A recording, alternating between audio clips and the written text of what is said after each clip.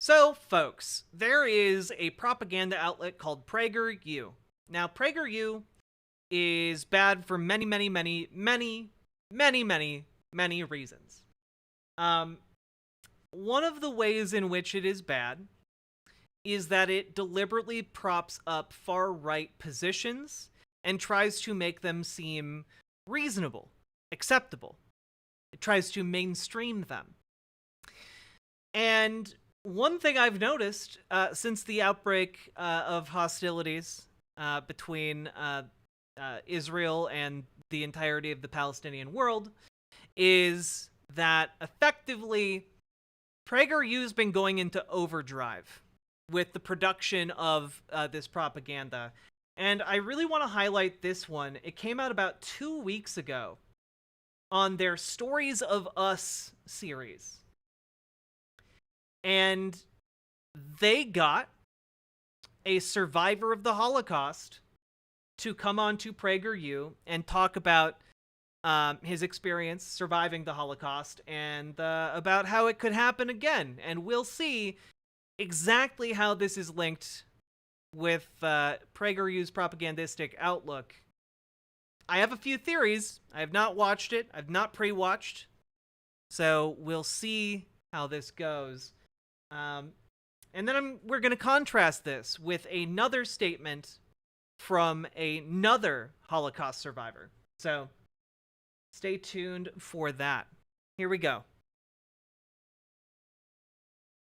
6 million Jews were murdered. Jeez Louise, that was the loudest thing I've ever heard in my life.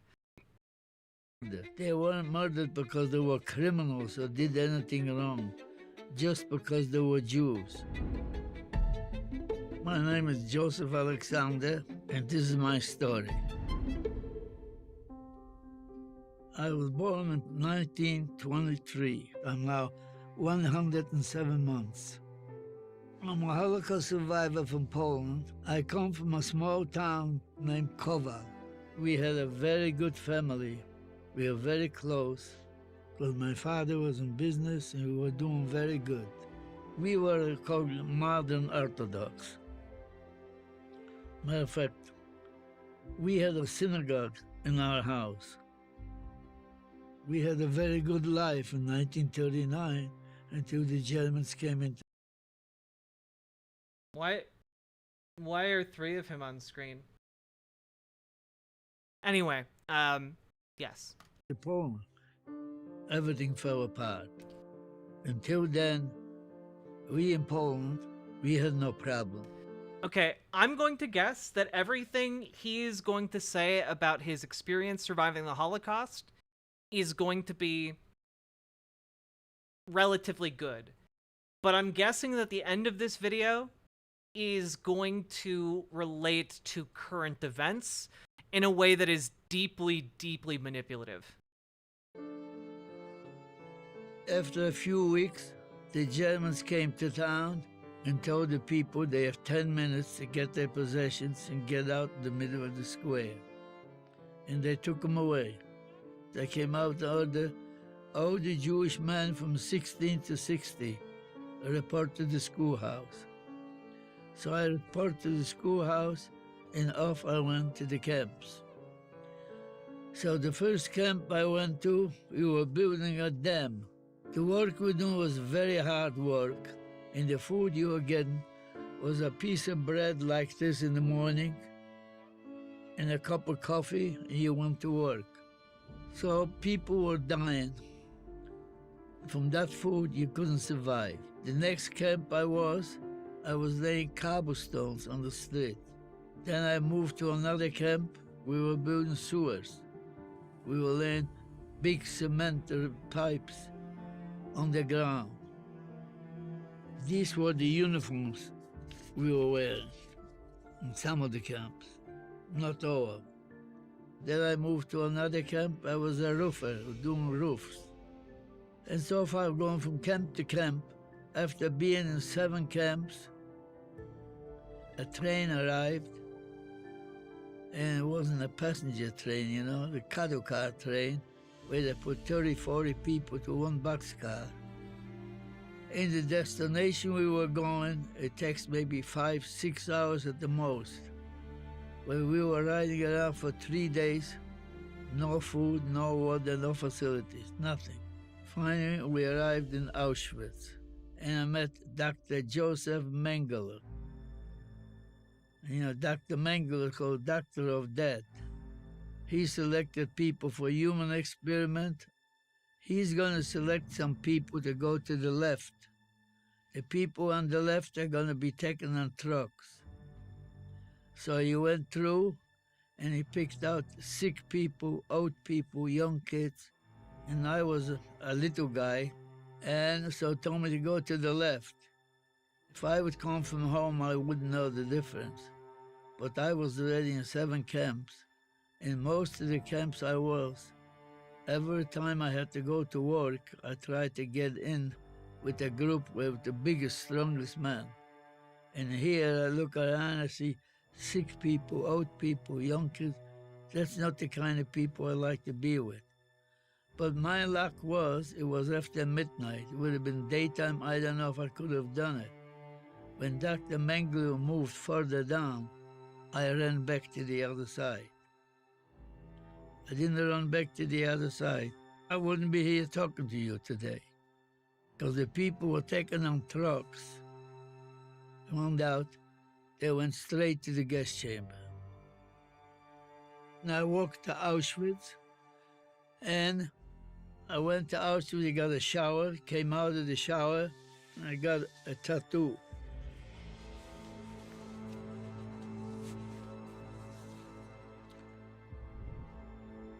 It's 142584. From that moment on, you had no name anymore. This was your name. In the morning, the same train arrived, and we got on the train, and we were on the train for 3.5 days. Same thing, no food, no water, no facilities. And we went to Germany, to a camp named Dachau. Dachau was the first camp Hitler built in 1933 for political prisoners. Then he turned it into a concentration camp with a gas chamber. I saw people being beaten to death. I saw people run into the electric fence to get electrocuted. And the next morning, what they called, we were going on a death march. They're supposed to take us into the mountains, and they're supposed to kill us in the mountain. So we walked about 2 days. We could hear the fighting going on, so we knew that the American troops were not far behind us. The American tank moved in, and we were liberated. Behind the tank were the American troops. I was 21 when I was liberated. I had my parents, I had 3 sisters and 2 brothers, and I'm the only survivor. Family means everything to me. You have no idea what I would give just to have one brother or sister survive even. So I got on a boat and I came to New York in May 30th, 1949. Okay. So everything he's set up to this point, like, I have no qualms with whatsoever, right? The only points I would put forward so far are the music behind this, the strange editing choices, like having 4 different angles of him on screen, and notably the zoom in on the American Israel flag pins he's wearing, right? Nothing overtly, like, bad about any of that, but I think it tells us kind of how this is being framed, not as an actual, like, interview per se. It's being framed as almost a speech. But even with, like, a speech, there's not usually this background music to try and, like, play with your emotions, right? And one would think that the narrative of a Holocaust survivor would stand on its own without music in the background to tell you, okay, this is the sad part of this Holocaust story. So far, no qualms really, except for the interesting framing. I have a feeling though that it's going to go in some really odd directions for the last 2 minutes of the video. So let's see if I'm right, and maybe I'm wrong. And if I'm wrong, right? But let's see if I'm right. When I came to New York, I was about 25. That was the best thing that ever happened to me. That's the best country in the world. If I couldn't live in the United States, I would go to Israel. If we would have had Israel at that time, that Holocaust would never happen. Yes, I kept my faith. I know a lot of people, a lot of survivors said they didn't believe in God, because they were asking where was God when the Holocaust happened. But I say God works in mysterious ways. If we don't speak about it, I do have to say, the Holocaust would never happen if Israel had been a country back then. But like, I mean, I guess maybe like Hitler would have had a place to send Jewish people instead of massacring them. But I somehow think that Hitler was pretty okay with the whole killing Jewish people thing. What really irks the F out of me is that Israel is doing to the Palestinians what Hitler did to them. In a lot of ways, yes. As far as I know, minus like the explicit like mass murder camps, you know? the Holocaust, then people will forget what happened. I've talked to hundreds of high school students. 70% of them never heard about the Holocaust. What?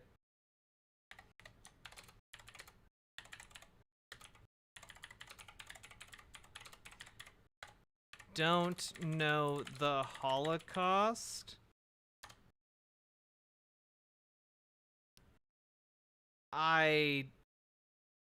Two-thirds of millennials don't know what Auschwitz is. This is from 2018.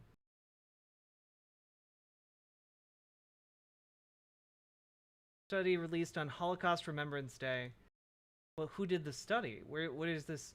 The Conference on Jewish Material Claims Against Germany interviewed 1,350 American adults in February and recruited by telephone and online non-probability sample. An online non-probability sample.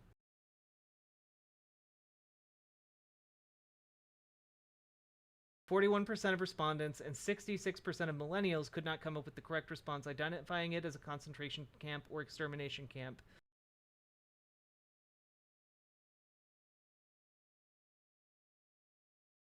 I find that very difficult to believe. Personally, do we have a link to the study? Here, let's take a look here. Conference on Jewish Claims.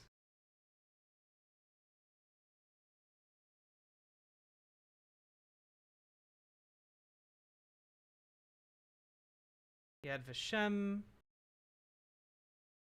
We have like research.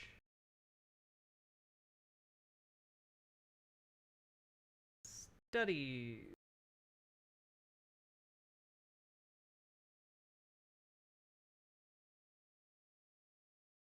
Oh, you can buy them for $856. Okay. Cool. Well, I guess I just won't know about this then. All right.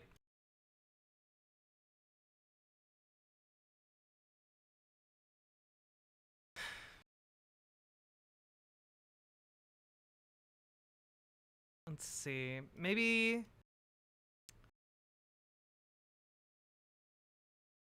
Oh, here's a 2020 thing. 63% of those surveyed did not know 6 million Jews were murdered in the Holocaust. Over half of those thought the toll was under 2 million. among adults under 40, including 1 in 10 respondents who did not recall ever having heard the word Holocaust before. I have a lot of doubt about that. That seems incorrect.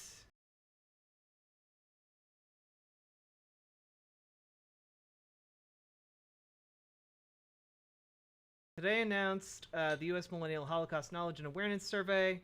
First ever 50-state survey on Holocaust knowledge among millennials and Gen Z.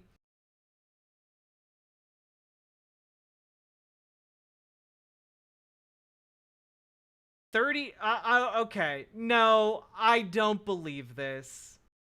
I do not believe that over half of Texans couldn't name a single concentration camp or ghetto. I genuinely find that shockingly hard to believe. Let's see. Percentage of people who believe that Jews caused the Holocaust. Damn. A really high number in Montana. 16%? Goodness. 19% in New York? That's crazy. Did not know what Auschwitz was. How? Okay. Did not know that 6 million Jews were killed in the Holocaust. These are like very common facts.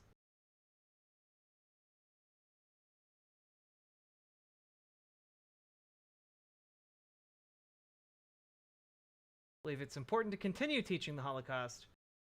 I mean, okay, that's good, but also Louisiana, what the hell? Only 69% of you think it's important to teach the Holocaust?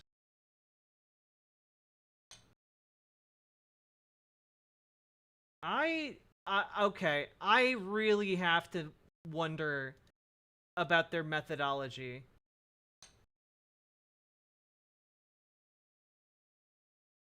Okay, data was collected in the United States and analyzed by Schoen Cooperman Research.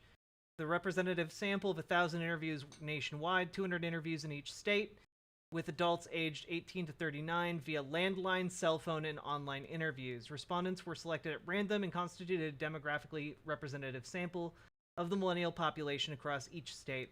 I'm going to go out on a limb and say that, honestly, the means by which this data was collected, again, via landline, cell phone, or online interviews, probably skews a lot of the results.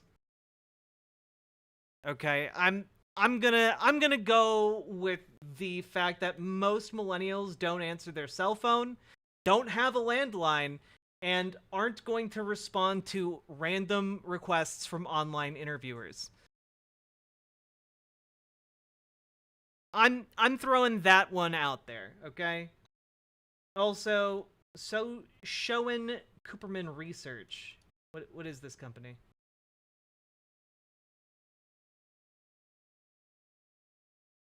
Are they reputable?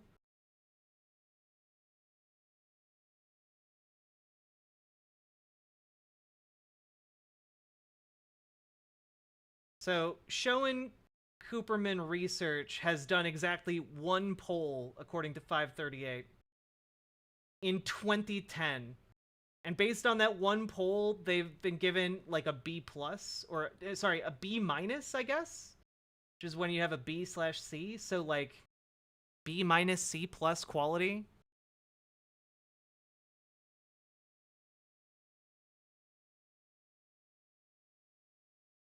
Yeah.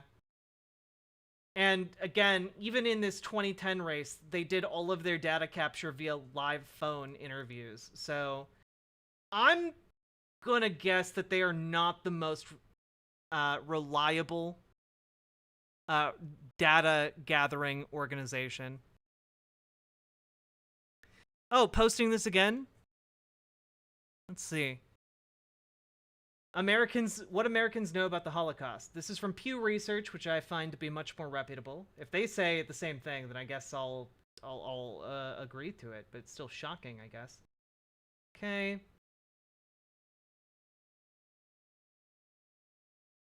in your own words, what does the term Holocaust refer to? 84% of U.S. adults mention death/persecution of Jews or related topics. Okay, so again, right off the bat, we're finding that that previous survey is insane.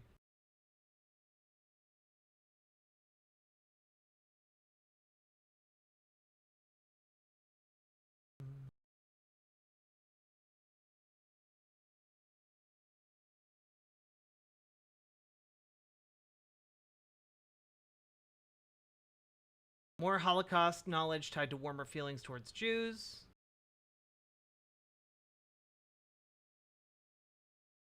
Most Americans say the Holocaust refers to the annihilation of Jews. Yeah.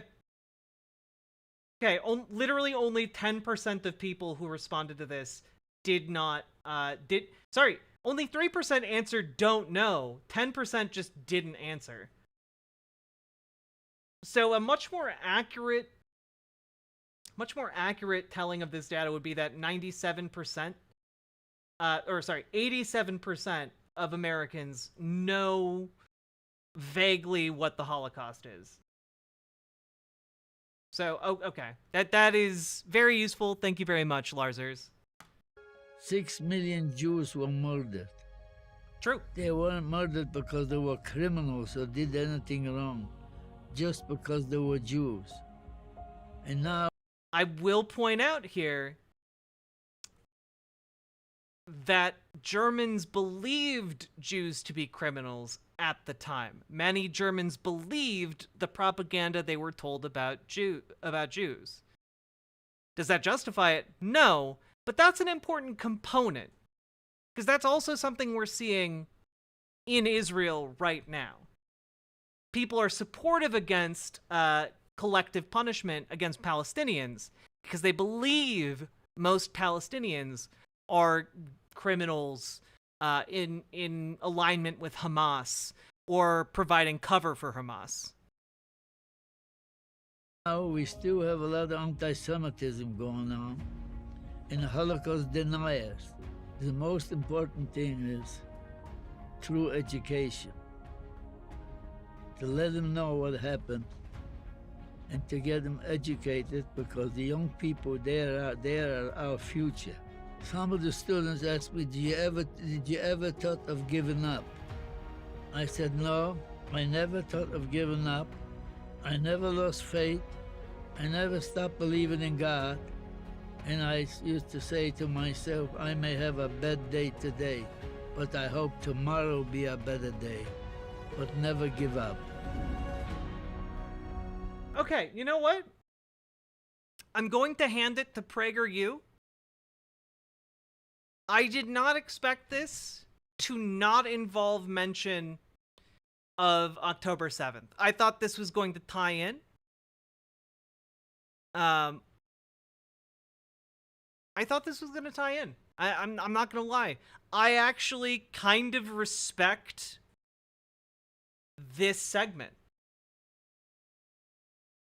Yeah, I actually kind of respect this segment. Like, the worst thing I can say about it is, like, the editing was weird, the music was weird, but, like, and the factual information about, like, 70% of people not knowing what the Holocaust is, you know, aside from those things, like, this is pretty good. I'm surprised at the restraint, and I cannot believe I'm saying the word restraint and PragerU in the same sentence, but I'm surprised at the restraint of PragerU on this. Yeah, this was the least hateful PragerU video I've ever seen. Yeah, editing, manipulative, data wrong, but, you know, not blatantly evil.